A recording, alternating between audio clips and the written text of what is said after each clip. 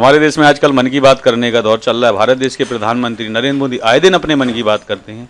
High news एक ऐसा platform है जहां पर मौका मिलता है सबको अपने मन की बात करने का। और आज इस मन की बात में सुनिए अब्दुल नासिर जी के मन की बात, जो कांग्रेस महासचिव हैं मध्य प्रदेश कांग्रेस कमेटी के। तो नासिर जी, हाई न्यूज में आपका बहुत बहुत स्वागत है। हाई न्यूज के माध्यम से आज अपने मन के विचार शेयर करें वर्तमान परिस्थिति के बारे में। देखिए, वर्तमान परिवेश में मैं यही बोलना चाहता हूँ कि समय एकदम बिल्कुल बदला बदला लग रहा है।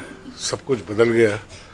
15 साल के क्रूर भारतीय जनता पार्टी के शासन से और दमनकारी इनकी नीतियों से जनता बहुत ज़्यादा तंग आ चुकी थी, जो अब बड़ा अपने आप को रिलैक्स महसूस कर रही है। पूरे प्रदेश की जनता, प्रदेश के किसान, प्रदेश का व्यापारी समाज, प्रदेश के कार्यकर्ता, यहाँ तक कि प्रदेश के आम आदमी से लेकर खास आदमी तक सब अपने आप को बड़ा सुकून में और बड़ा सौभाग्यशाली महसूस कर रहा है इस क्रूर सरकार को का अंत करके। ये तो आपने कहा चलो क्रूर सरकार थी उसका अंत करके, लेकिन टाइगर अभी जिंदा है, उसका सामना कैसे करेंगे? साहब देखिए, बड़े लोगों के बड़े स्टेटमेंट में ज़्यादा बोलना नहीं चाहता। इसमें हमारे कांग्रेस के वरिष्ठ नेता इस बारे में अपना जवाब दे चुके हैं कि टाइगर के नाखून खींच लिए गए हैं, टाइगर के दांत नहीं है। अब टाइगर केवल जू में बंद रहे तो ज़्यादा अच्छा है, लोगों के दर्शकों के देखने के काम आता। यानी कि जो वक्त बदला है उसके साथ ही टाइगर के नाखून भी गिर गए हैं, दांत भी गिर गए हैं। अब कांग्रेस का मुख्य एजेंडा क्या है? सामने लोकसभा चुनाव भी खड़ा है। सबसे पहले तो मैं आपको बताऊं, दांत गिरे नहीं है टाइगर के, टूट गए और नाखून गिरे नहीं है टाइगर के। मध्य प्रदेश की सरकार ने मध्य प्रदेश के ये जो टाइगर कह रहे हैं साहब, इनके दांत और नाखून दोनों खींच लिए हैं। अब ये बिल्कुल जू में रखने के लायक ही है, बस जो जैसा मैंने आपको बताया। यानी जनता ने खींच लिए हैं। जी जी बिल्कुल। अब कोई मतलब नहीं है इनका।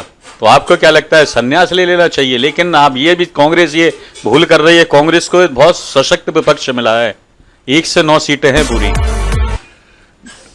सशक्त विपक्ष मिला है, आप बिल्कुल सही कह रहे हैं।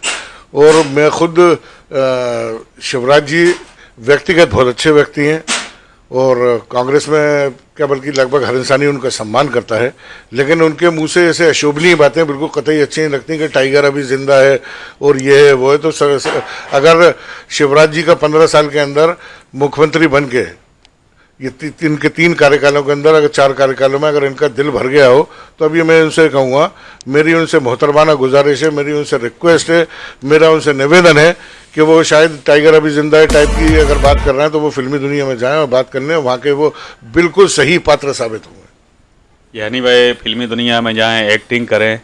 ठीक है भाई, एक्टिंग करेंगे लेकिन चौकीदारी भी करेंगे। उनका साफ कहना है कि वह केंद्र में नहीं जाएंगे, मध्य प्रदेश की राजनीति करेंगे और चौकीदारी बनकर कोई भी गलत काम नहीं होने देंगे। देखिए, इस बात में मैं यही कहूँगा कि मुझे एक बात याद आती है कि चोर चोरी से जाए, हेरा फेरी से ना। पहले खजाना खाली कर दिया 15 साल, अब क्या चौकीदारी करोगे? जनसेवकों की कभी चौकीदारी नहीं की जाती, वो करते रहो, पूरे जीवन करते रहो, कुछ हासिल नहीं होने वाला, कुछ हल नहीं होने वाला। अच्छा, वक्त है बदलाव का, वक्त बदलने भी लगा है। तो आपको क्या लगता है जो वादे किए हैं, जो वचन पत्र दिया, एक एक कर पूरे होंगे? बिल्कुल। देखिए, मुझे अभी तक याद है मध्य प्रदेश कांग्रेस कमेटी में जिस समय वचन पत्र जारी हुआ था, उस समय आदरणीय सिंधिया जी ने बिल्कुल स्पष्ट शब्दों के अंदर प्रेस वालों से बात हो रही थी, जब यही कहा था कि हमारा घोषणा पत्र नहीं है, ये पार्टी का घोषणा पत्र नहीं है, बल्कि ये पार्टी का वचन पत्र है और हम लोग वचनबद्ध हैं सारी चीज़ों को पूरा करने के लिए। आप देख लीजिए, कांग्रेस सरकार का गठन हुआ, शपथ हुई, शपथ के 1 घंटे बाद ही माननीय मुख्यमंत्री कमलनाथ जी ने जाके कर्जा माफ किया, जिस कर्जे के ऊपर पूरी भारतीय जनता पार्टी बहुत बवाल मचा रही थी कि हम ये देखेंगे, हम 10 दिन देखेंगे। माननीय राहुल जी ने जो बोल दिया था, ये कांग्रेसी हैं, जो कहते हैं वो करते हैं। ये देख लीजिए कि किस तरह से दूसरी जगहों में हमें कुछ भी परेशानी आ जाए वो, लेकिन हमने जो कहा था कि किसान भाइयों का कर्जा माफ होगा, वो हुआ, 10 मिनट के अंदर हुआ। कांग्रेस अपने वचन पर चलते ही है, तो आपको क्या लगता है मंदिर मस्जिद का मुद्दा गया, अब जनता इन बातों में आने वाली नहीं है? क्योंकि योगी जी ने कहा कि हनुमान जी दलित थे, उसके बाद एक दूसरे नेता बोले बीजेपी के नहीं वो जाट थे, तीसरे एक मियाँ भाई बोले कि बीजेपी के ही नहीं, वो बोले मुसलमान थे, उनका क्यों मुसलमान नाम इसलिए रहमान तमन्ना इस प्रकार के रखे जाते हैं, तो ये जनता इन मुद्दों में आने वाली नहीं है क्या? देखिए, जहाँ तक बात करें अपन योगी जी की या भारतीय जनता पार्टी की, तो इन लोगों के पास कोई और काम तो है नहीं।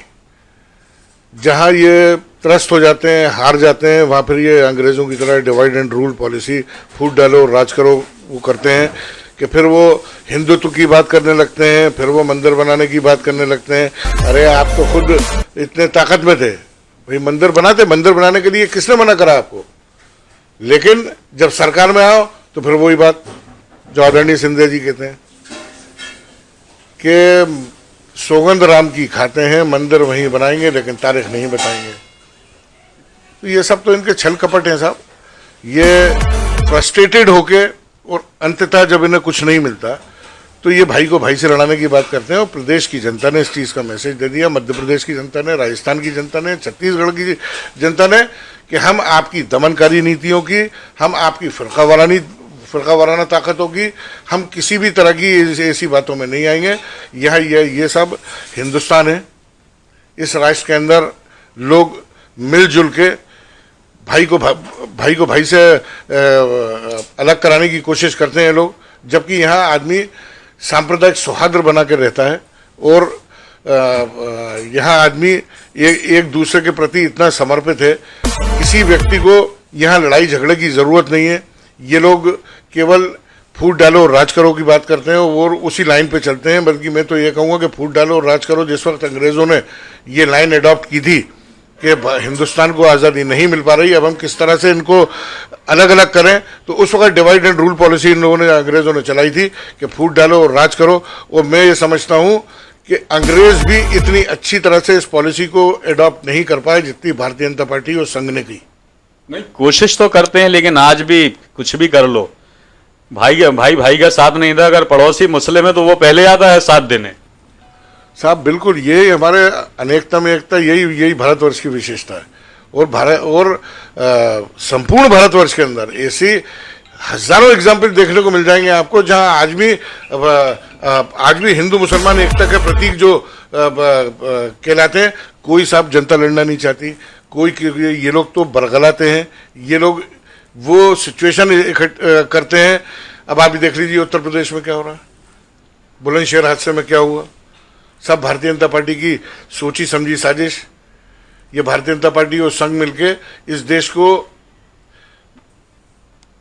के इतने टुकड़े करना चाहते हैं, और टुकड़े करने में भी के पीछे भी इनका अर्थ है कि वो सत्ता हथियाना बस।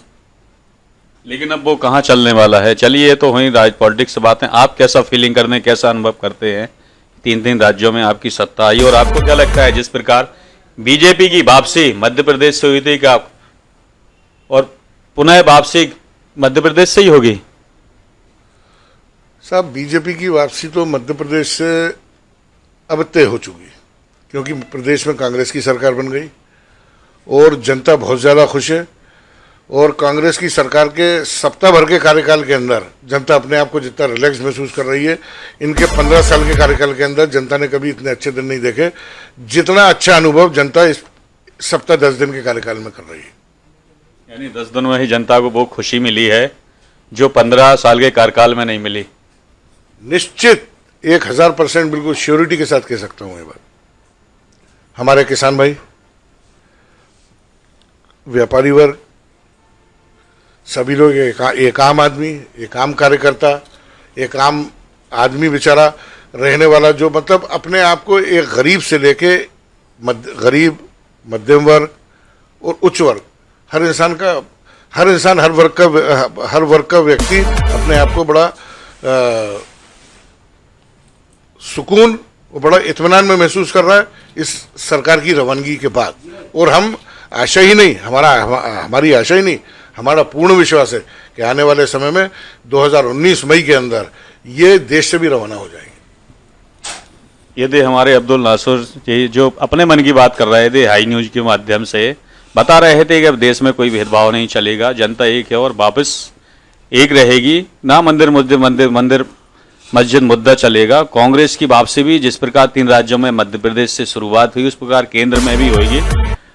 इस नासिर साहब आपका बहुत बहुत धन्यवाद। Thank you.